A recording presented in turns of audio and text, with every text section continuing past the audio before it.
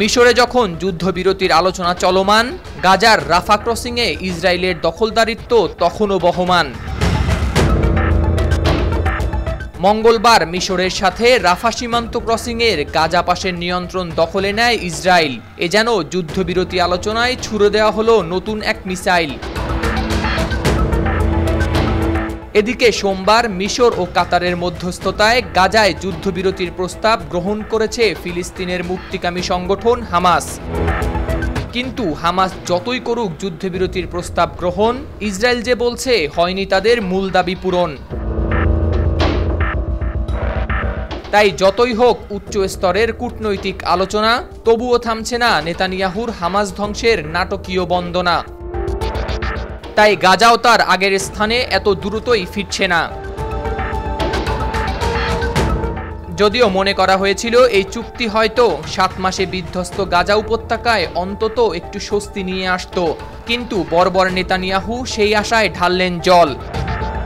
গাজার দক্ষিণের নিলেন দখল। ইসরায়েলি সামরিক বাহিনী জানিয়েছে ইসরায়েলের 401তম আর্ম ব্রিগেড আজ ভোরে রাফা ক্রসিংয়ে প্রবেশ করেছে, গুরুত্বপূর্ণ সীমান্ত পয়েন্টের অপারেশনাল নিয়ন্ত্রণ নিয়েছে। ইসরায়েলি সামরিক বাহিনী কর্তৃক প্রকাশিত ফুটেজে দেখা গেছে যে ট্যাঙ্ক থেকে ইসরায়েলি পতাকা উঠছে, যা ক্রসিং এলাকা দখল করেছে। এবং ভিডিওতে প্রকাশিত তথ্যের সাথে রাফা ক্রসিংয়ের বৈশিষ্ট্যগুলির যথেষ্ট মিলও রয়েছে। ইসরায়েলি সামরিক বাহিনী দাবি করেছে যে তারা ক্রসিংটি সন্ত্রাসী উদ্দেশ্যে ব্যবহার করা হচ্ছে বলে গোয়েন্দা তথ্য প্রাপ্তির পরে দখল করেছে, তবে তারা এই দাবিকে সমর্থন করার জন্য কোনো প্রমাণ সরবরাহ করেনি। সামরিক বাহিনী আরও বলেছে যে রাফাতে হামাসের সন্দেহভাজন অবস্থানগুলিকে লক্ষ্য করে স্থলসেনা এবং বিমান হামলা চালানো হয়েছে।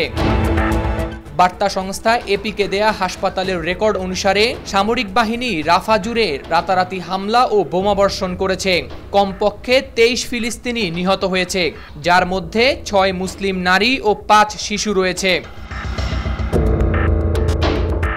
রাফা ক্রসিং হলো অবরুদ্ধ গাজায় প্রবেশ এবং যারা মিশরে পালিয়ে যেতে সক্ষম তাদের জন্য সাহায্যের প্রধান পথ।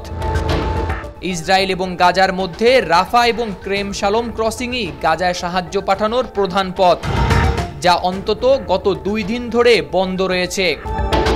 ফলে গাজায় খাদ্য, ওষুধ এবং অন্যান্য জরুরি সরবরাহ হয়ে গেছে বন্ধ। নতুন করে খাদ্য ঝুঁকিতে পড়েছে এই উপত্যকার মানুষরা। জাতিসংঘের মানবিক বিষয়ক অফিসের মুখপাত্র জেন্স লায়েরকে আগেই সতর্ক করে দিয়েছিলেন যে রাফাতে হামলা ভঙ্গুর সাহায্য কার্যক্রমকে ভেঙে দিতে পারে।